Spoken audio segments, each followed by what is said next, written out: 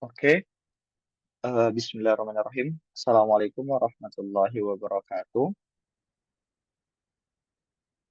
Baik, teman-teman sekalian, pada pertemuan dengan aku kali ini ya, kita bakal bertemunya gitu ya dalam video pembelajaran, tapi insya Allah tidak akan berubah esensinya ya dari pembelajaran hari ini. Justru harapannya bisa mempermudah teman-teman gitu, karena nantinya kan bisa teman-teman ulang jika nanti lupa terkait dengan materinya. Dan eh, semoga juga kita bisa bertemu secara langsung gitu, secara offline dalam konteks apapun atau bertemu via Zoom seperti itu.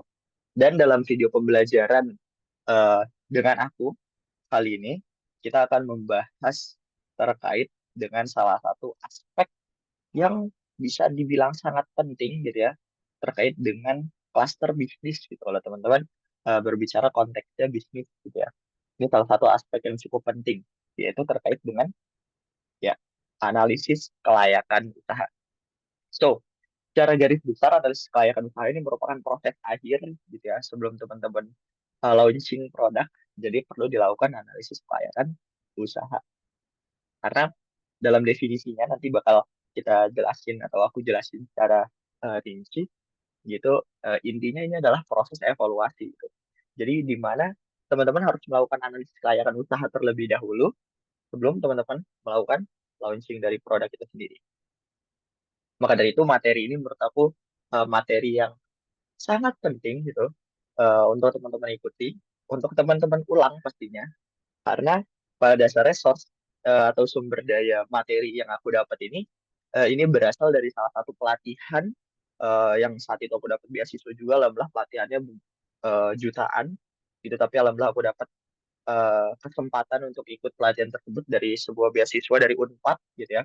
Dan ini bukan sorry, nama pelatihannya itu Sevenpreneur, di mana memang kita ada 7 hari pertemuan. Di dalam satu pertemuan itu kita hampir sekitar 3 atau 4 jam gitu. Dan ini coba aku rangkum dalam 1 hari. Dan salah satu atau foundernya itu merupakan tokoh terkenal gitu ya. Mungkin itu pernah dengar Raymond Shin. Itulah pelatihan yang dia buat gitu ya, namanya Sevenpreneur.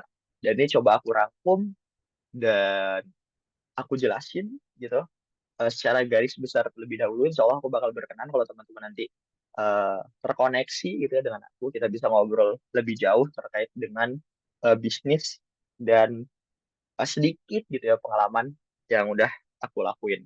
So, selain dari Sevenpreneur juga, source materi ini aku dapatkan juga dari beberapa experience yang udah aku lakukan di bisnis yang aku jalankan, yaitu Samara ini di belakang, yang sudah berjalan kurang lebih mungkin 2 atau 3 tahun eh, yang sudah eh, aku jalankan dengan teman-teman aku lah. Nah, source-nya itu aku dapatkan dari sana. Jadi, insya Allah ini bisa teman-teman ikutin. Karena secara teoritikal nanti bakal aku jelasin pun, secara implementasinya juga akan aku jelaskan dalam video pembelajaran kali ini. So, sebelumnya perkenalkan, gitu ya, nama aku Raffi Arafarizi. Aku merupakan salah satu eh, founder dari PT Starcraft Indonesia. Agar teman-teman paham konteksnya, mungkin aku sedikit jelasin terkait dengan perusahaan atau bisnis yang lagi aku jalankan dengan teman-teman aku. Jadi PT Starcraft Indonesia ini merupakan eh, suatu perusahaan gitu atau suatu bisnis yang kita berfokus pada pakan perikanan khususnya. Untuk tahun ini kita fokus pada pakan kepiting seperti itu teman-teman. Jadi konteksnya pakan kepiting di Indonesia belum ada. Itu kurang lebih seperti itu keresahannya. Dan ada produk lain gitu atau baru adanya adalah pakan alaminya yaitu ikan rucah, yaitu ikan hasil tangkapan alam yang tidak disengaja, dan secara protein itu jauh, sehingga ada beberapa kekurangan yang coba kami lihat gitu itu sebagai celah pasar, sehingga kebutuhan-kebutuhan daripada klien atau customer itu coba kami tampung dan kami olah, sehingga launchinglah produk dari PT Startup Indonesia dengan nama label yaitu Samara. Kurang lebih seperti itu. So, kalau untuk kenalan lebih jauhnya, mungkin teman-teman dapat berkoneksi nanti dengan aku bisa via Instagram, via LinkedIn, atau bahkan via WhatsApp. Itu insya Allah aku bakal berkenan banget untuk kita ngobrol langsung. terkait dengan apapun itu. Mungkin dalam konteks ini terkait dengan bisnis yang lagi aku pelajari juga. Seperti itu. So, eh, terkait dengan analisis kelayakan usaha, ini aku mengutip dari salah satu orang yang sangat terkenal, gitu ya. Mungkin teman-teman juga udah pernah lihat dan udah pernah dengar, yaitu Elon Musk. Ini merupakan founder dan CEO Tesla dan SpaceX. So, menurut beliau, analisis kelayakan usaha ini merupakan evaluasi teknis dan finansial di mana suatu ide bisnis harus diuji dengan data untuk memastikan adanya nilai tambah, gitu ya, value added, dan permintaan pasar. Nah, kalau dari kata-kata ini atau dari kutipan ini, teman-teman dapat menggarisbawahi yaitu proses evaluasi, di mana tadi aku bilang analisis kelayakan usaha ini merupakan tahap final gitu ya, atau bisa dikatakan tahap akhir sebelum teman-teman melakukan launching produk. Di mana nanti kalau teman-teman melakukan perbaikan produk, analisis kelayakan usaha pun perlu dilakukan. Nah, sebagai bentuk proses evaluasi seperti itu teman-teman. So, dari mulai secara teknisnya, nanti terkait dengan sumber daya dan lain-lainnya gitu untuk pembuatan produknya, bahkan sampai dengan finansialnya, yaitu perhitungan secara ekonominya. Nanti ada beberapa perhitungan yang coba kita lakukan bersama-sama dan harapannya semoga itu dapat menjadi contoh dan coba aku buat lebih simpel gitu ya. Karena untuk perhitungan samar aku bisa dibilang sudah cukup kompleks. Cuman dalam pertemuan ini insya Allah bakal kita bedah eh, contoh perhitungan yang simpel-simpel aja biar teman-teman pun paham konteksnya dan dapat diterapkan kepada ide bisnis atau bahkan bisnis dari teman-teman sekalian. Dan eh, analisis kelayakan usaha juga ini dilakukan untuk tadi melakukan uji atau harus diuji seperti itu. Jadi di mana suatu ide bisnisnya harus diuji dengan data yang konkret atau data-data yang valid untuk memastikan adanya nilai tambah. Kalau eh, produk teman-teman nggak ada nilai tambah, ya tidak ada pembeda gitu dibandingkan dengan produk sebelumnya atau produk yang sudah ada. Maka dari itu, Elon Musk mengatakan perlu ada nilai tambah. Dan kita perlu pastikan dari produk kita ada nilai tambah. Dan poin terakhir yaitu adanya permintaan pasar. Kalau produk teman-teman sudah sangat bagus, nilai tambah yang sudah sangat besar, gitu, tapi nggak ada yang butuh, ya percuma juga gitu. Pada dasarnya bisnis kan baliknya terkait dengan soal profit gitu ya. Eh, Kalau kita nggak bisa mendapatkan profit, ya tidak dapat dikatakan bisnis. Profit dapat dari permintaan pasar. Nah, kurang lebih ini mungkin agak kompleks ya, cuman harapannya semoga bisa teman-teman tangkap terkait dengan analisis kelayakan usaha itu sendiri, mulai dari proses evaluasi dari teknis maupun finansial, serta adanya pengujian dari ide bisnis gitu ya, dan untuk proses memastikan gitu ada nilai tambah dan juga permintaan dari pasar. So, lalu kenapa gitu analisis kelayakan usaha ini penting dilakukan? Kenapa urgent? Nah, untuk poin pertama yaitu mengurangi resiko. Resiko terhadap apa? Resiko terhadap kegagalan. Nah, kalau teman-teman melakukan analisis kelayakan usaha, teman-teman sudah meminimumkan risiko kegagalan tersebut. Karena banyak perhitungan yang mungkin bisa dikatakan secara kompleks teman-teman lakukan. Paling mudah teman-teman dengan melakukan analisis kelayakan usaha, teman-teman berbisnis tidak rugi seperti itu. Banyak bisnis-bisnis yang mungkin let's say kita bilang tanpa melakukan analisis kelayakan usaha, ya justru berakhir bangkrut gitu. Padahal permintaannya banyak, penjualannya banyak, tapi mereka tidak memperhitungkan beberapa hal. Sehingga justru bukan keuntungan yang didapatkan, eh, bahkan kerugian gitu yang didapatkan. Maka dari itu, pentingnya melakukan analisis kelayakan usaha yaitu mengurangi resiko daripada kegagalan itu sendiri mungkin konteksnya ini ya. Secara garis besarnya yaitu lebih ke bangkrut. Nah, kemudian poin kedua itu membantu mengambil keputusan. Kenapa dibilang analisis kelayakan usaha ini membantu mengambil keputusan? Karena nantinya untuk analisis kelayakan usaha ini teman-teman bahkan melakukan beberapa pertimbangan gitu ya, mulai dari sumber dayanya bahkan sampai perhitungan-perhitungannya dari aspek teknisnya juga aspek finansialnya, sehingga itu dapat menjadi acuan teman-teman untuk mengambil beberapa keputusan selaku C-level atau founder gitu. Itu bakal berguna banget untuk teman-teman mengambil keputusan apakah perlu nge-hire karyawan seperti itu, Apakah teman-teman melakukan investasi gitu, mencari investor, apa yang harus dilakukan, roadmap itu berkaitan dengan analisis kelayakan usaha seperti itu kurang lebih. Nah, kemudian yang poin terakhir nih mungkin eh, poin penting gitu ya untuk kita sebagai mahasiswa yang banyak banget kendala terkait dengan terus modalnya dari mana gitu kan. Yaitu teman-teman mau dapat modal, ya teman-teman harus melakukan analisis kelayakan usaha dari lomba-lomba yang aku ikutin, beberapa pitching yang aku ikutin. Ya banyak investor yang mempertimbangkan untuk memberikan keuangannya atau memberikan uangnya kepada eh, suatu ide bisnis yang dilihat di analisis kelayakan usahanya. Apakah usaha ini layak untuk dijalankan? Apakah usaha ini layak untuk diimplementasikan? Apakah usaha ini layak untuk dikembangkan ya? Itu berkaitan dengan analisis kelayakan usaha. Maka dari itu, eh, ini mungkin perlu aku jelaskan secara garis besar terlebih dahulu. Kalau dulu atau enggak, mungkin sampai dengan sekarang, untuk beberapa lomba bisnis, teman-teman tuh harus familiar dengan istilah R per C gitu ya, atau rasio per benefit. Sorry, rasio per cost gitu. Jadi berapa rupiah yang teman-teman dapat, berapa satu rupiah gitu. Sorry, berapa X rupiah yang teman-teman dapat ketika teman-teman mengeluarkan satu rupiah. Nah, untuk definisinya mungkin teman-teman bisa nanti baca lebih detail. Cuman pada intinya adalah ketika ini mungkin aku sedikit jelaskan secara garis besar gitu.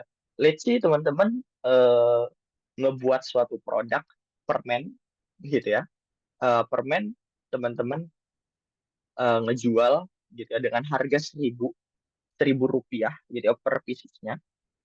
Dan teman-teman tuh hanya mengeluarkan untuk membeli permen itu dari supplier itu 500 gitu. Berarti nilai reversinya yaitu 1000 per 500 yaitu dua. Nah, bisnis dikatakan layak ketika nilai reversinya itu lebih dari satu. Karena itu sudah pasti menguntungkan. Seperti itu kurang lebih. Dan kalau teman-teman let's say jualnya sama dengan 500 RPC-nya satu, yaitu tidak menguntungkan pun tidak merugikan.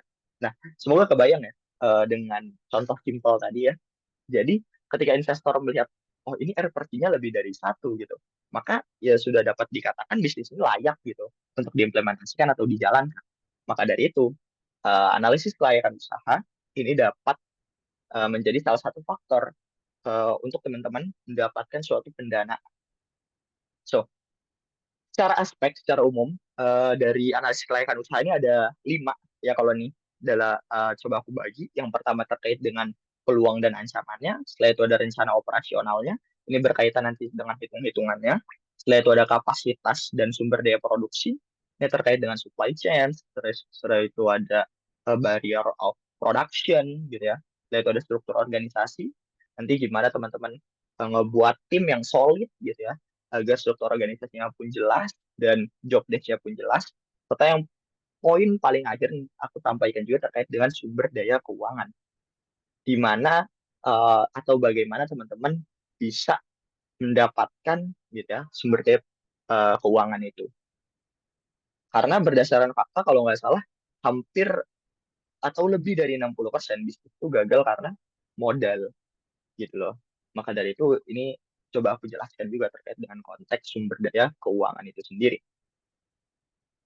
So, selanjutnya terkait dengan poin pertama yaitu peluang dan juga ancaman atau opportunities dan juga threats-nya. Eh, Secara umum gitu ya, peluang ini memiliki atau banyak teori-teori untuk teman-teman menemukan gitu, ya, atau mendapatkan suatu peluang. Dalam pelatihan aku kalau nggak salah ada 3 atau 4 teori dan dalam pertemuan ini coba aku jelaskan salah satu teori yang umum dilakukan atau paling lumrah dilakukan yaitu istilahnya yaitu market gap theory atau mencari celah pasar. Nah, ini juga sudah dilakukan oleh salah satu perusahaan gitu ya. Perusahaan ini lahir melalui market gap theory ini atau melalui peluang ini yaitu Gojek.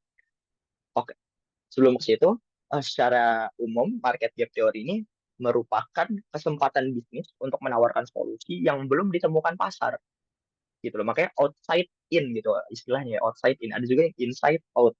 Itu ya ada beberapa teori gitu. Cuman pada konteks hari ini pertemuan ini aku jelasin salah satu teorinya, yaitu market gap teori. Ini dilakukan dengan mengamati apa yang sebenarnya gitu ya, diinginkan oleh klien sebelum menemukan solusinya. So, Samara ini lahir dari market gap teori gitu loh. Ketika kita melihat permasalahan gitu di pembudidaya kepiting dan kita lihat ternyata klien membutuhkan beberapa hal dan kita coba menemukan solusinya gitu loh. Dan Gojek pun demikian gitu ya. Gojek ini mengisi market gap gitu ya. Market gapnya diisi sama dia. Dengan menawarkan gitu ya, celah pasarnya diisi dengan menawarkan layanan ojek berbasis online. Terciptanya karena foundernya yaitu menteri kita sekarang Pak Nadiem Makarim ini mengamati bahwa publik Indonesia membutuhkan inovasi serta aksesibilitas transportasi umum yang nyaman dan aman. So, kalau teman-teman pernah mendengar podcastnya dari Pak Nadiem Makarim, di Gojek ini lahir dari keresahan dia gitu. Klien dalam hal ini gitu ya, dalam teori ini ya kliennya sebenarnya diri dia sendiri gitu, Pak Nadiem Makarim ini sendiri. Jadi Gojek ini lahir dari keresahan dia ketika dia ingin mencari ojek pangkalan gitu ya, mencari ojek pangkalan, tapi tidak ketemu seperti itu. Tapi ketika dia tidak butuh gitu ya, tidak butuh ojek pangkalan, tapi kok banyak banget gitu. Sehingga ini kan dapat dikatakan supply dan demand-nya tidak bertemu ya teman-teman. Maka dari itu dia ngebuat layanan ini gitu, membuat layanan ojek berbasis online ini dan harapannya bisa mempertemukan tadi ketika demand-nya berada di A dan supply-nya berada di B tetap dapat dipertemukan jika berbasis online. Sedangkan ojek pangkalan jika kita mencari di lokasi tersebut tidak ada ya ya sudah gitu kan karena kita tidak dapat mendeteksi di mana ojek pangkalan itu berada gitu. Nah kurang lebih seperti itu. Gojek lahir melalui teori ini yaitu market gap teori. Salah satu peluang. So, lalu pertanyaannya bagaimana mencari celah pasar itu atau market gap itu? Setidak-tidaknya ada tiga gitu ya saran. Yang pertama yaitu mencari pangsa pasar spesifik. Buat suatu produk yang baru gitu. Kalau teman-teman ingat pun Gojek gitu ya. Ketika Gojek masih baru itu belum ada GoSend, belum ada GoFood dan lain-lainnya gitu. Yaitu pada intinya kita harus mencari pasar yang spesifik gitu, mencari pangsa pasar yang spesifik. Ketika bisnis baru sudah memiliki atau sudah mau mengambil banyak dari pasar tersebut, maka cara pemasarannya pun akan sulit seperti itu. Sehingga perlu uh, pangsa pasar yang spesifik. Let's say ini dicontohkan yaitu industri pakaian bayi. Yes, kurang spesifik apa gitu, karena itu sudah pasti dibutuhkan atau ditujukan kepada bayi. So, bisnis yang lagi lo jalanin sudah sangat spesifik, bukan? Karena ini hanya ditujukan kepada para pembudidaya kepiting gitu. Orang-orang seperti teman-teman mahasiswa sudah pasti tidak menggunakan ini pun dengan industri pakaian bayi gitu, teman-teman nggak akan melakukannya kan? Atau sorry, teman-teman tidak akan membelinya kan? Yaitu poin penting yang pertama itu mencari pasar yang spesifik. Ketika pasar teman-teman spesifik, maka eh, teman-teman dapat melakukan treatment pemasaran yang seperti apa itu akan lebih terbayang gitu, karena spesifik gitu ya teman-teman tahu harus mau ngapain ketika eh, let's say teman-teman makanan harus promosi seperti apa ditujukan kepada siapa itu jadi poin penting lah untuk pasar yang spesifik. Tuh. Yang kedua untuk mencari celah pasar yaitu meniru dan menciptakan ulang dari bisnis luar negeri ini sebenarnya sudah banyak dilakukan. Teman-teman dicontohkan sebenarnya Gojek ini kan bukan yang pertama gitu ya. Memang yang pertama di Indonesia, tapi secara umum ini di luar negeri udah ada yaitu Uber gitu kan. Yang sudah bertahun-tahun ada di luar negeri. So, Samara pun demikian gitu. Eh, di India itu sudah ada pakan untuk kepiting, tapi dalam bentuk pasta. Dan itu yang coba kami adopsi dan kami eh, coba kami terapkan atau kami jual atau kami ciptakan ulang dari bisnis luar negeri itu untuk di Indonesia. Itu jadi salah satu eh, celah pasar juga ya untuk mencari celah pasar. Dan yang terakhir itu pelanggan dapat mengidentifikasi market gap. Ini sebenarnya balik lagi ke dalam teori atau definisi daripada market gap tadi yang Pak Nadiem lakukan seperti tiap tanya ke customer langsung perlunya apa itu. Jadi ya mungkin dalam konteks ini customernya adalah diri dia sendiri atau diri beliau sendiri gitu ya Pak Nadiem Makarim sendiri. Sebenarnya perlunya apa sih? Gitu. pun dengan konteks Samara ya sebenarnya kami langsung tanyakan kepada para pembudidaya sebenarnya yang dibutuhkan tuh pakan yang seperti apa sih gitu. Karena yang paling paham apa yang dibutuhkan itu ya adalah customer itu sendiri. So, ini tiga cara untuk teman-teman mencari celah pasar. Jadi buat teman-teman yang sudah punya ide bisnis gitu ya, coba teman-teman lihat sebenarnya teman-teman ini masuk ke dalam kategori yang mana, cara mencari celah pasarnya pun ketika teman-teman sudah ada idenya tapi belum di breakdown, sebenarnya celah pasarnya di mana ya coba direlatekan dengan tiga cara mencari celah pasar ini. Kemudian untuk ancaman gitu. Tadi ada dua poin yang kita bahas yaitu peluang dan ancaman dalam konteks yang pertama ini. Kalau untuk ancaman pada dasarnya ini adalah suatu masalah gitu. Cuman pada akhirnya masalah ini adalah menjadi sebuah kesempatan. Kesempatan untuk apa? Untuk perbaikan. Jadi pada akhirnya sebuah ancaman dari luar itu menjadi sebuah masalah dan sebuah masalah itu adalah sebuah kesempatan dan sebuah kesempatan dengan kata lain adalah peluang. Jadi ancaman itu merupakan suatu peluang. Peluang untuk apa? Peluang untuk perbaikan. So, kita lihat ancaman yang sebenarnya atau dalam hal ini konkretnya seperti itu ya, yaitu kompetitor. Kompetitor ini merupakan hal dari luar gitu ya, yang produknya mirip dengan kita sehingga para customer atau calon pembeli kita mempertimbangkan apakah memilih produk kita atau produk orang lain gitu, atau produk kompetitor nih. Dan eh, pentingnya ada kompetitor itu dapat membantu mengetahui potensi pasar kita dan diferensiasi seperti apa sih yang bisa kita lakukan. Gitu. Produk kita ini bedanya di bagian mana gitu dari kompetitor yang sudah ada. Nah, secara positioning map ini dibagi biasanya ya untuk kuadran yang paling atas kanan itu paling baik yaitu high high dan juga yang kiri bawah itu paling. Dan dalam konteks yang aku lakukan ya aku ada sampelnya untuk kompetitor daripada Samara. Kita mempertimbangkan dua aspek, secara kualitas atau quality dan juga cara bentuk atau ukuran. Nah ini salah satu yang kita unggulkan dalam setiap pitching kita, yaitu Samara ini bentuknya sesuai dengan cara makan kepiting. So secara customize ini udah paling baik gitu ya. Makanya Samara berada di kuadran atas kanan seperti itu. Ini perlu teman-teman lakukan untuk melihat kompetitor dan positioning daripada produk teman-teman itu sebenarnya ada di mana. Dan kemudian di bagian kanan juga nih perlu teman-teman lakukan, perlu kalian bedah. Sebenarnya produk teman-teman udah unggul belum sih dibandingkan dengan produk yang sudah ada seperti itu. Kalaupun secara keunggulan belum atau hampir sama seperti itu, ya setidaknya harganya teman-teman lebih murah.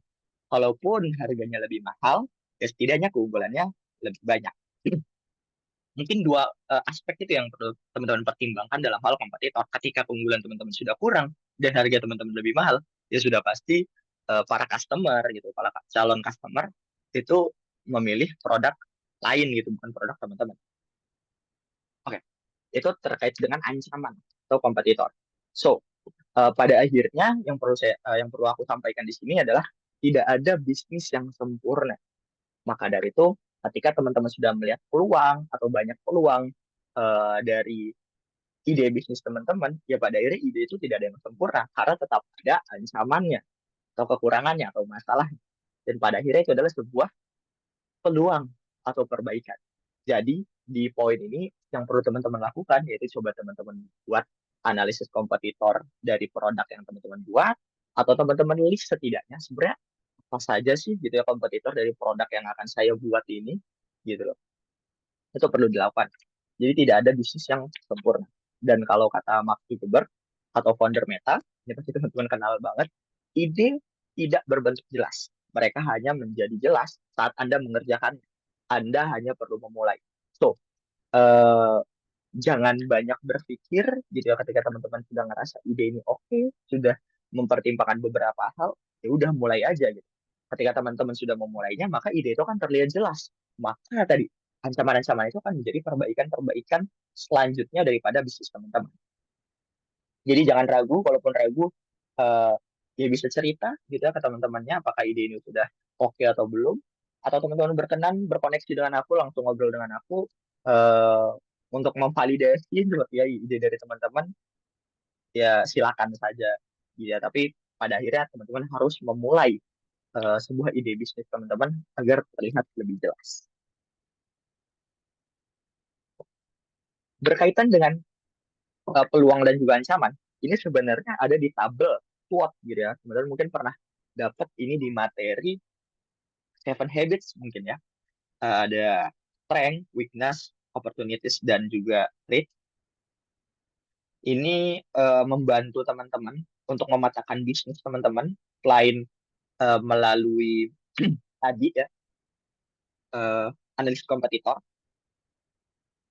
dan juga melihat peluang ataupun ancamannya. Ini sebenarnya secara lengkapnya ada di diagram SWOT ini gitu.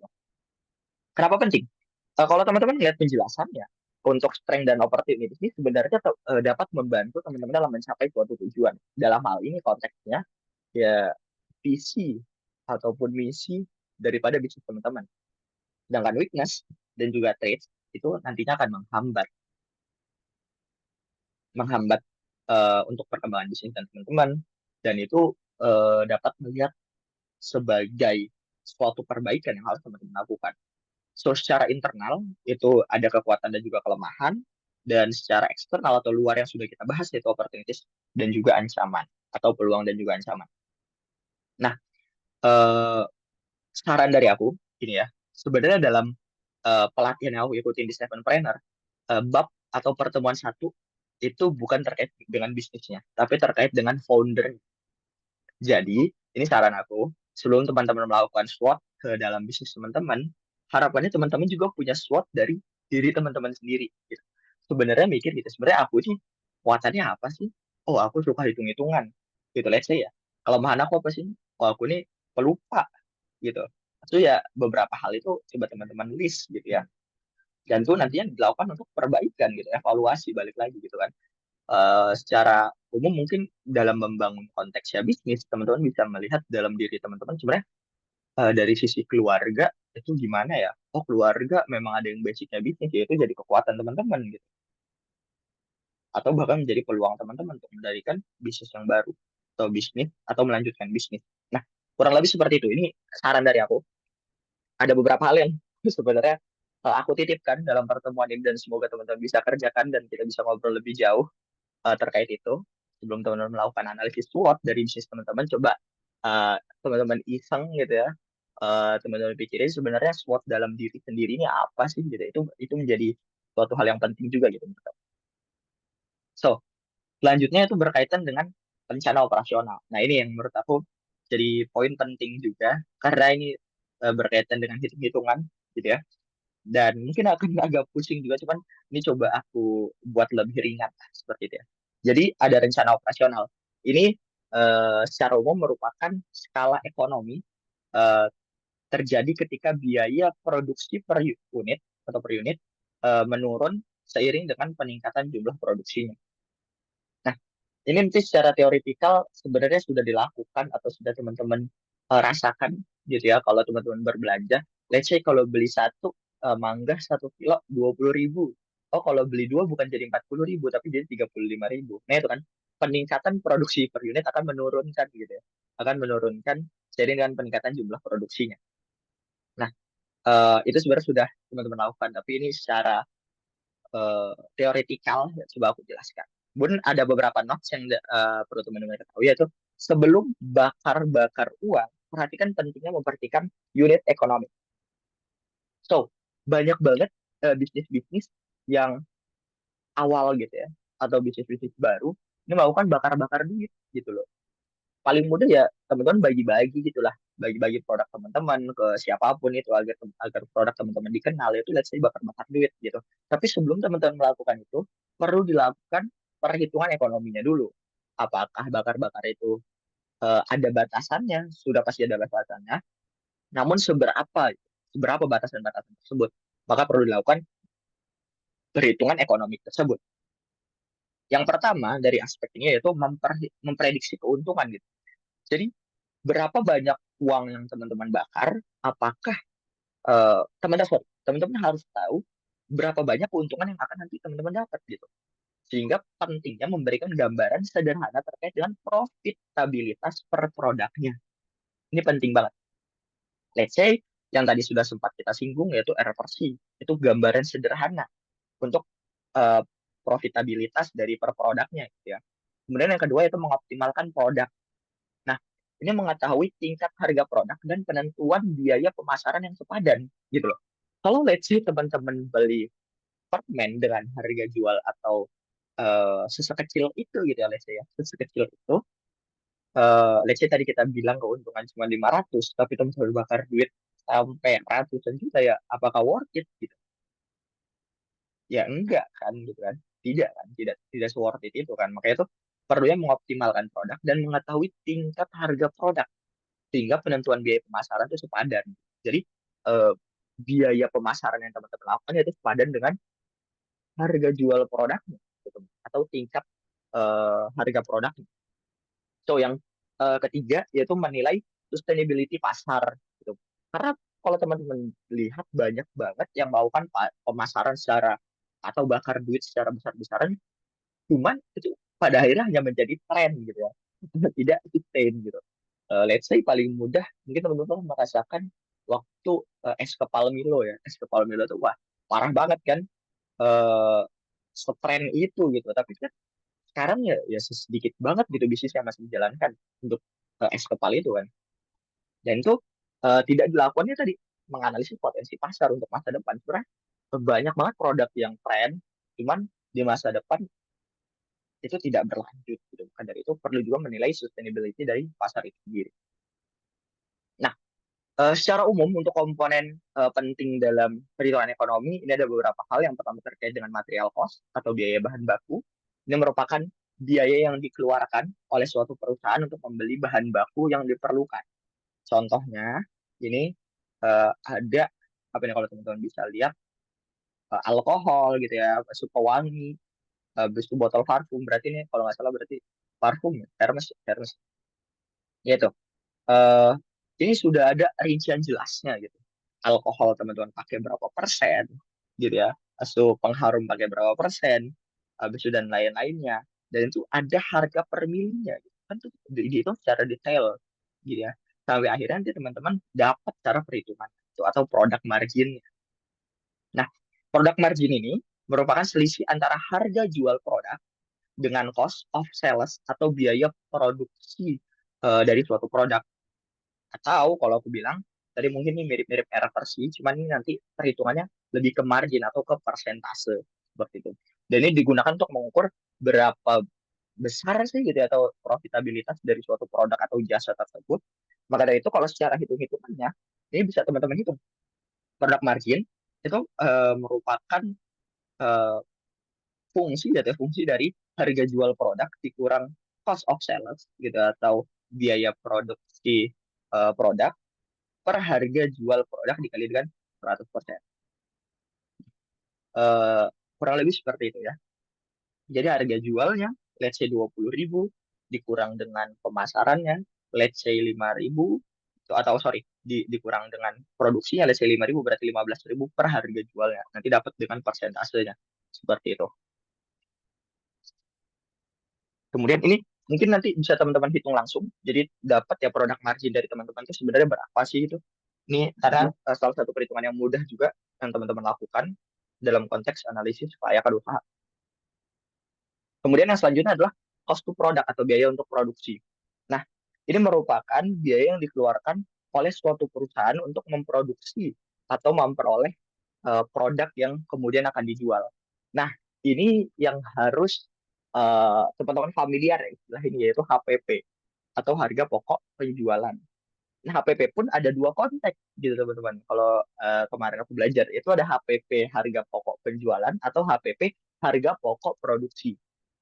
Nah, pembedanya di mana? Kalau teman-teman menghitung HPP untuk harga pokok penjualan, maka biaya pemasaran akan dimasukkan, termasuk dengan transportasinya. Tapi kalau untuk harga pokok produksi, ya itu hanya sebatas pada barang itu jadi, tapi tidak sampai dengan barang itu dijual, terjual. Umumnya memang yang lebih baik kita lakukan yaitu harga pokok penjualan.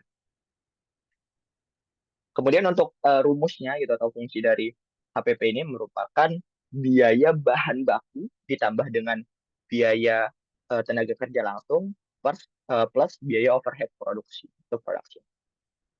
Nah, ini nanti teman-teman dapat untuk biaya bahan baku tadi udah aku jelaskan, untuk biaya tenaga kerja langsung itu bisa teman-teman ngeksu dari gaji per karyawannya bisa dilakukan, biaya overhead produksi ini bisa teman-teman kosongkan kalau untuk bisnis baru gitu ya. Kecuali teman-teman sudah memperhitungkan terkait dengan nanti ada istilahnya biaya tetap gitu atau overhead. Bisa masuk dalam biaya overhead produksi atau biaya listrik dan lain-lain. So, untuk yang selanjutnya ada biaya penjualan seperti itu.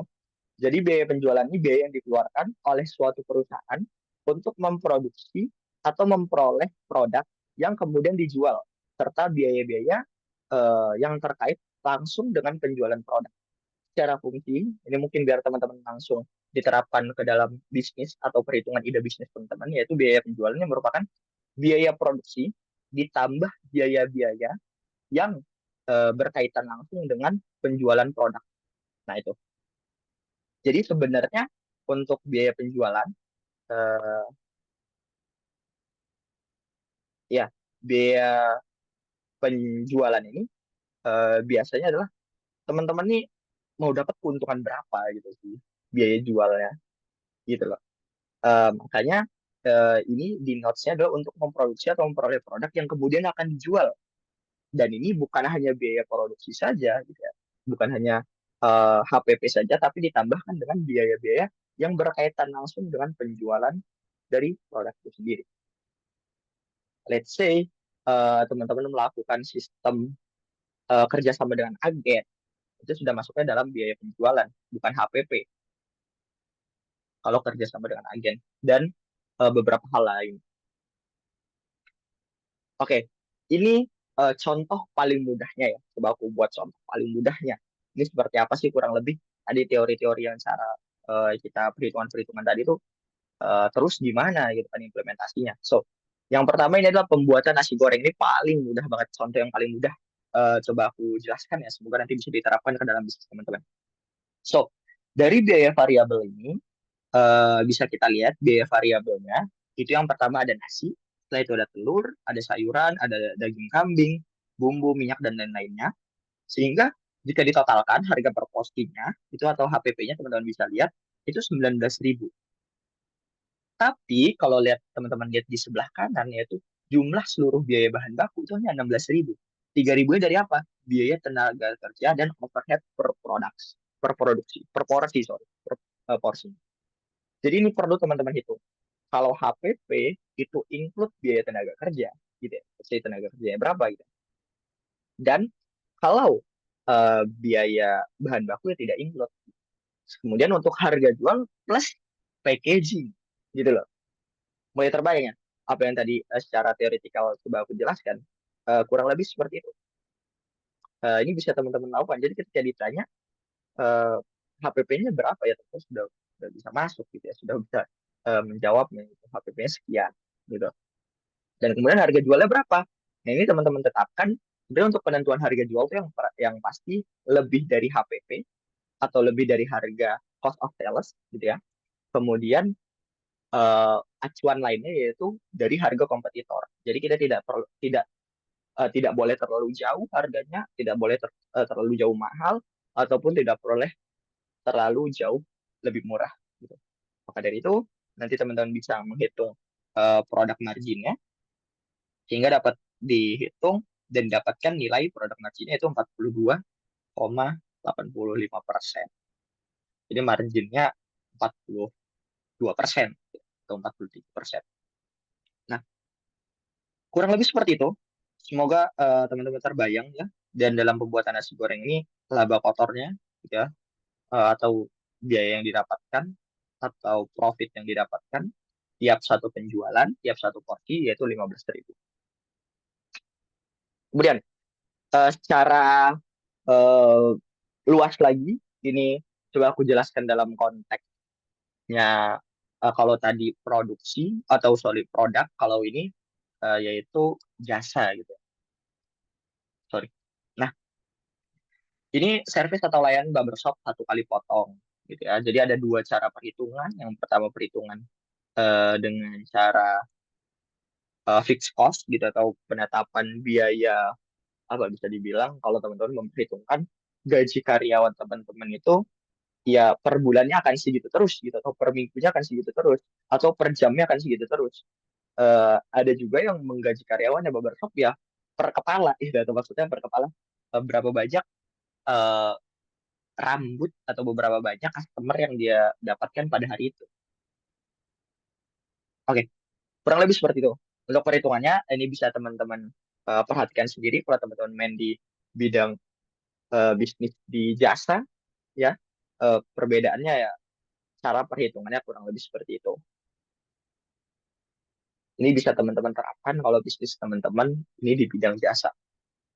Nah, mungkin udah mulai pusing ya, ini terkait dengan uang-uang.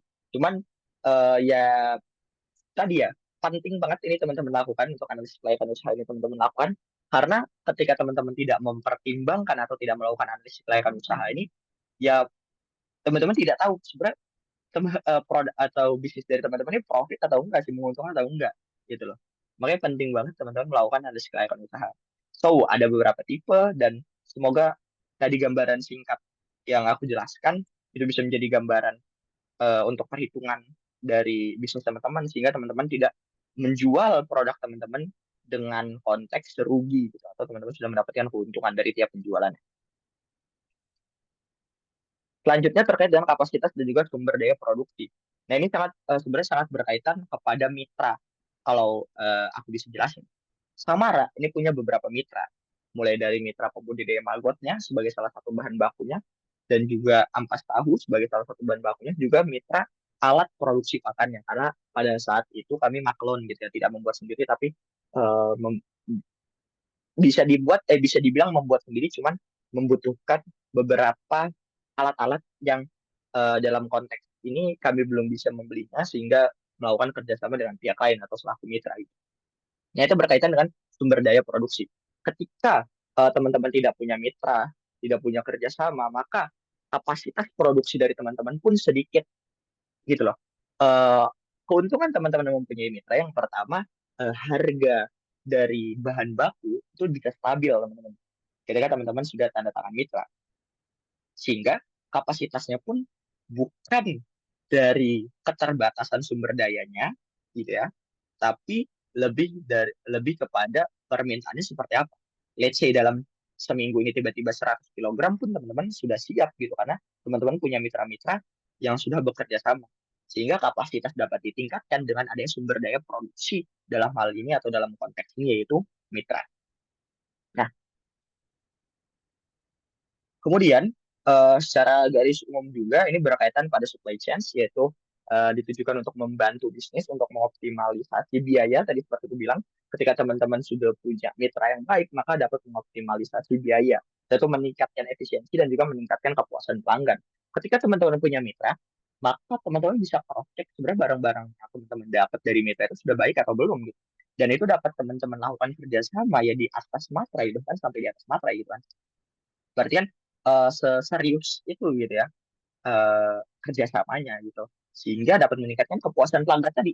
Intinya kepada kepuasan pelanggan tadi kita memenuhi kepuasan pelanggan yang pelanggan harapkan seperti apa kita memenuhi ekspektasinya melalui salah satunya yaitu sumber daya produksi yaitu mitra. Kemudian poin lainnya itu barrier of production. Ini merupakan faktor-faktor yang sulit mempersulit perusahaan baru untuk memproduksi dan bersaing dalam industri atau pasar. Dalam konteks ini, ketika teman-teman tidak punya supply chain, maka barrier of production akan besar. Ketika teman-teman nggak punya mitra, maka akan mempersulit uh, produk teman-teman launching atau produk teman-teman untuk memiliki kapasitas produksi yang besar. Nah, kemudian hal lainnya itu struktur organisasi. Ini kalau tidak salah berarti poin keempat. Poin keempat dalam analisis kelayakan usaha yang penting adalah struktur organisasi. Eh, Pada intinya gitu ya atau pada dasarnya struktur organisasi ini berfungsi atau berguna untuk mempermudah koordinasi antar karyawan dan juga alur pekerjaan. But yang perlu aku sampaikan di sini, coba buat tim jangan terlalu banyak dulu gitu. Karena untuk mempermudah teman-teman dalam eh, yang konteks pertama gitu, konteks pertama ketika tim itu gendut gitu ya, sorry ya maksudnya tim itu rame banyak maka semakin sedikit pekerjaan yang dilakukan. Semoga teman-teman sepakat dengan itu. Karena tadi ya semakin banyak orangnya maka job desk-nya akan semakin terbagi. So, untuk teman-teman yang eh, konteksnya bisnis untuk belajar terlebih dahulu, teman-teman akan minim gitu dapat pelajarannya. Maka saran aku 2 atau 3 orang sudah sangat cukup gitu untuk membangun sebuah bisnis baru dari ide bisnis yang teman-teman launching gitu ya. Maka dari itu eh, struktur organisasi ini tetap perlu dilakukan dalam konteks tadi tidak perlu terlalu gendut, tidak perlu terlalu banyak dalam C level gitu atau tim founder. Kalau teman-teman mau ada karyawan dan lain-lainnya itu ya cukup dilakukan gitu atau perlu bahkan perlu dilakukan gitu saran aku. Untuk poin yang pertama fungsinya adalah mempermudah dalam menjalankan tugas gitu ya. Ketika teman-teman punya struktur organisasi yang jelas, maka teman-teman punya barrier siapa yang harus melakukan A, siapa yang melakukan B, dan kemudian poin kedua itu lebih bertanggung jawab atas jabatannya. Ketika eh, kalian gitu bahkan ya kalian saja ditempatkan di suatu let's say organisasi mungkin ya sekarang atau kepanitiaan jadi suatu jadi megang jabatan maka aku yakin pun kalian akan lebih bertanggung jawab pun sama konteksnya dengan bisnis gitu. Nah ini ada beberapa uh, contoh struktur organisasi yang uh, simple gitu ya mulai dari yang pertama ini dalam bentuk UMKM ada pemilik kemudian memiliki 3 uh, di bawahnya gitu ya yaitu ada yang mengurus terkait dengan keuangan pemilik ini berarti ownernya satu yang mengurus keuangan kemudian marketing dan penjualan, yaitu ada operasional. Nah, mungkin konteksnya keuangan ini menghitung tadi HPP-nya seperti apa, habis itu asetnya bagaimana dan lainnya untuk marketing ya brandingnya seperti apa gitu ya penjualannya harus bagaimana pemasaran gitu kan terkait dengan pemasarannya kemudian operasional ya produk ini harus dibuat seperti apa gitu SOP pembuatannya seperti apa sampai dari bahan baku hingga produk ini jadi yaitu terkait dengan operasionalnya seperti apa atau dengan cara yang kedua ya atau struktur organisasi kedua yaitu ada direktur utama ya atau ya bisa kita bilang CEO-nya gitu ya. Kemudian ada di bawahnya ada marketing sales, ada finance accounting dan juga operasional. Dan di bawahnya lagi ada lagi direktur marketing, ada CMO, habis itu CFO, direktur keuangan, ada COO atau CPO, yaitu direktur operasional atau direktur production. Dan di bawahnya ada lagi. Dan ini sebenarnya teman-teman bisa lakukan dengan bermacam macam hal struktur organisasi, namun pada umumnya dua ini gitu, yang biasanya digunakan dalam suatu bisnis. So, hal penting yang perlu aku sampaikan di sini dan yang aku dapat dari pelajaran beasiswa yang aku sampaikan sebelumnya atau pelatihan yang aku sampaikan, uh, entrepreneur itu memiliki sifat yang berbeda, tapi tidak ada suatu sifat yang dianggap salah gitu. Jadi sebenarnya teman-teman ini punya bukan keunikan ya, lebih ke core-nya gitu mungkin aku bilang core-nya masing-masing gitu teman-teman.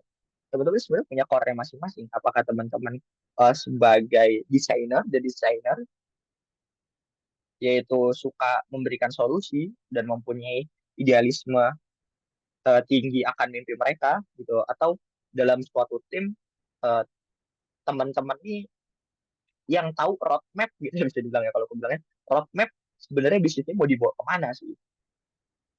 Nah itu ada juga orang-orang yang seperti itu. Dan berarti kalau dalam konteks ini setidak-tidaknya teman-teman memiliki 3 orang gitu kan dalam suatu bisnis dengan mengenal tipe entrepreneur kamu maka kamu mengerjakannya akan sesuai dengan passion pun kamu butuh selain di desainer orang yang memikirkan sebenarnya bisnis ini harus dibawa kemana dan bla bla bla kamu juga perlu the showman. The showman ini adalah orang-orang yang nantinya muncul gitu ya nantinya muncul ketika pitch deck ketika pitching ketika ngobrolin sebenarnya bisnis kalian ini bisnis apa sih nah dia tuh yang paling paham gitu ya yang paling paham terkait dengan bisnis kalian itu sebenarnya apa kepada orang lain gitu loh atau mungkin istilahnya XR gitu kali ya atau bukan human resource juga lebih ke ya eksternal gitu ya pinter menambahkan dan membangun koneksi memudahkan dan memahami target konsumennya gitu jadi ketika investor ngomong gitu ya investor bertanya ya the showman ini ya yang bertugas untuk meyakinkan sebenarnya bisnis kami ini ABC atau bisnis kami ini bergerak di bidang A B gitu kemudian yang role terakhir gitu mungkin bisa bilang role yang tidak lebih lebih ini lebih mudah gitu ya. Role terakhir di enforcer, di enforcer. Nah, ini memastikan bisnis proses berjalan dengan rapi dan teratur. Atau kalau mungkin dalam organisasi ya dia ini orang-orang yang sekre gitu ya, sekre ya. Karena ini berkaitan nanti sama legalitas teman-teman seperti apa. Pun dokumentasi itu harus ada jejaknya teman-teman. Keuangan teman-teman harus ada jejak. Jadi the showman dan the designer nggak perlu gitu, bukan nggak perlu maksudnya konteksnya ya teman-teman bukan di bidang tersebut tapi teman-teman punya orang yang dapat memastikan ya ini bisnis ini berjalan dengan rapi dan juga teratur gitu. Nah kurang lebih ada tiga role ini, coba teman-teman ya bisa dibilang salah satu renungi gitu ya sebenarnya teman-teman di bagian yang mana sih di antara tiga ini gitu. Atau ketika teman-teman udah punya tim bertiga, oh kita sama-sama desainer ya, oh kita sama-sama ini ya, tapi kita kurang ini ya. Ya udah, berarti kita butuh orang untuk mengisi role tersebut. Aku udah punya contohnya dari pelatihan aku. Ini untuk early stage atau stage pertama dalam pembuatan atau bisnis Apple gitu ya. Ini ada setidaknya tiga orang gitu ya di role-nya masing-masing. Dan kalau teman-teman lihat, Steve Jobs itu dia bukan sebagai desainer gitu. Kita mungkin lihatnya dia yang let's say A B C D gitu loh, melakukan Apple harus gimana. Ya ternyata bukan gitu loh. Dalam early-nya sih bukan dia gitu loh. Dia justru orang-orang yang eh, menjelaskan sebenarnya Apple ini apa gitu. Sehingga banyak partnership tercipta ya karena Steve Jobs gitu loh. Tapi dalam perjalanannya ketika teman-teman ngerasa eh, di salah satu role ini dan dalam perjalanan bisnis itu teman-teman ternyata teman-teman juga berada di role lain ya tidak masalah juga. Ini pun dilakukan di bisnis ini Apple. Di Apple ternyata Steve was night itu keluar gitu. Jadi cuma berdua gitu Steve Jobs dan juga Tim Cook. Dan dalam konteks ini ternyata the showman mereka berdua gitu jadi walaupun di desainer sendiri dan juga dalam segi kerapihan atau sekretaris ya mungkin bisa kita bilang itu sendiri juga gitu loh. Dan dari sini kita tahu bahwa dalam perkembangan bisnis teman-teman pun sebenarnya teman-teman bisa di dua role bahkan di tiga role tersebut.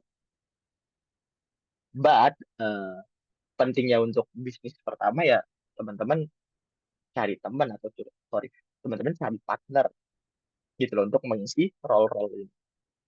So, coba teman-teman eh, pertimbangkan lagi atau pikirkan lagi sebenarnya teman-teman lebih role yang mana gitu ya di antara ketiga ini. Oke, ini udah cukup lama, mungkin agak cepat ya jelasin. Nah ini terkait dengan aspek terakhir yaitu sumber daya keuangan. Nomor satu, alasan bisnis gagal karena kekurangan dana 38%. Ini angka yang menurut aku cukup besar, ya karena pada dasarnya ketika bisnis teman-teman itu akan grow, tapi secara dana masih kurang, ya akan sulit juga gitu. Maka pertanyaannya bagaimana cara supaya bisnis tidak kekurangan dana? Ya paling mudah adalah peningkatan modal atau rising fund. So, lalu pertanyaannya bagaimana cara mencari investor? Nah, dalam pelatihan ini ada beberapa rekomendasi untuk mencari investor. Yang pertama yaitu bootstrap. Jadi start small atau gitu ya. Teman-teman uh, mulai dari uh, atau mulai mencari dalam konteks ini ada tiga F gitu ya, friends, family dan home atau dapat dikatakan dari teman-teman terdekat terlebih dahulu gitu ya sebelum ke investor, sebelum mencari investor, teman-teman harus coba gitu harus menawarkan ke teman-teman terdekat atau ke keluarga, let's say ke keluarga terdekat atau ke ya mungkin bahasanya orang bodoh atau orang awam sih lebih tepatnya, orang awam. Sebenarnya dia mau nggak sih nyoba produk kita atau dia mau invest nggak sih ke produk kita? Itu tuh paling mudah sebelum teman-teman melakukan atau mencari investor gitu. Habis itu ada poin lainnya itu pastikan bisnis model sudah terbukti bekerja. Maka dari itu sebenarnya ketika teman-teman ikut lomba nantinya gitu ya, di proposal tuh sebenarnya teman-teman hanya meyakinkan gitu ya, hanya meyakinkan eh, layak bisnis yang dijalankan. Maka dari itu tolong berikan saya dana. Sesimpel itu sebenarnya kan secara secara eh, secara halusnya gitu ya. Secara halusnya seperti itu. Setelah itu perlu juga analisis detail pasar dan juga product validation. Nah, ketika produk teman-teman sudah tervalidasi, setidaknya dari tiga aspek atau tiga F ini gitu ya, dari teman, dari keluarga dan juga dari orang awam ngelihat bisnis teman-teman oke ya udah gitu berarti harapannya atau harusnya produk teman-teman sudah tervalidasi. Nah, setidaknya ini sebelum teman-teman cari investor dan aku yakin eh, teman-teman pun ketika membuat satu proposal bisnis gitu ya, teman-teman harus memastikan beberapa hal ini karena let's say yang pernah aku ikutin yaitu PKM itu pada akhirnya kami tervalidasi oleh oke tadi eh agak nge-lag. Oke, kita lanjut. Nah, kalau tadi produk teman-teman sudah tervalidasi setidaknya dari 3F ini, ya harapannya ketika teman-teman membuat proposal pun sudah akan di ACC gitu ya. Karena tadi sudah tervalidasi oleh tiga aspek ini atau tiga tiga F ini gitu. Ya kurang lebih seperti itu sebelum teman-teman melakukan atau mencari investor atau dalam konteks untuk yang sekarang mungkin melakukan atau membuat proposal ya setidaknya beberapa hal ini harus teman-teman siapkan. So, terakhir ya ini ya mungkin ya, aku mengutip dari founder OpenAI gitu ya. Ide bisnis yang baik, ini perlu teman-teman tanamkan. Ide bisnis yang baik adalah ide bisnis yang interaction. Interaction dari apa? Yang pertama, apa yang kalian jago atau apa yang kalian expert, gitu. Apa yang kalian suka dan juga apa yang, sorry, ada nilai yang bisa diberikan ke dunia. Mungkin agak berat. Cuman ketika teman-teman punya ide bisnis yang meliputi ketiga hal ini, so bisnis ini akan sustainable gitu, akan growth gitu loh. Ketika teman-teman berbisnis tapi bukan di bidang teman-teman, ya akan susah juga gitu loh. Kalaupun teman-teman berbisnis eh, tim founder gitu ya, teman-teman launching produk dari tiga orang, teman-teman bikin bisnis makanan tapi nggak ada yang dari teknik eh, tekpang gitu ya, teknologi pangan, iya ya akan sulit gitu loh. Karena tidak ada yang jago gitu di sana. Pun kalau teman-teman bisnis, tapi nggak ada yang suka makan, bisnis makan nggak ada yang suka makan, ya akan sulit juga gitu loh. Poin terakhir, ada yang bisa diberikan ke dunia. So, kenapa eh, makanan sehat akhir-akhir ini tren? Ya itu sebenarnya. Pada poin ketiga ini. Maka dari itu, setidaknya ide bisnis kalian atau ide bisnis yang baik, gitu ya, konteksnya ide bisnis yang baik atau yang bagus, ini setidaknya ada tiga ini. Oke, mungkin itu yang dapat aku sampaikan untuk pertemuan kali ini. Ini cukup panjang mungkin ya. Kalau teman-teman ada yang ingin ditanyakan, silakan bisa terkoneksi langsung dengan aku via Instagram dan juga via LinkedIn. Teman-teman bisa nanya langsung, bahkan insya Allah aku berkenan akan bertemu langsung dengan teman-teman untuk ngobrol langsung terkait dengan lebih detail analisis kelayakan usaha ini. Mungkin itu dari aku untuk hari ini. Terima kasih banyak teman-teman sudah mendengarkan sampai akhir video ini, video pembelajaran ini. Harapan ini dapat berguna buat teman-teman. Aku akhiri, sampai jumpa di video pembelajaran lainnya. Mungkin dengan aku atau dengan orang lain juga. Assalamualaikum warahmatullahi wabarakatuh.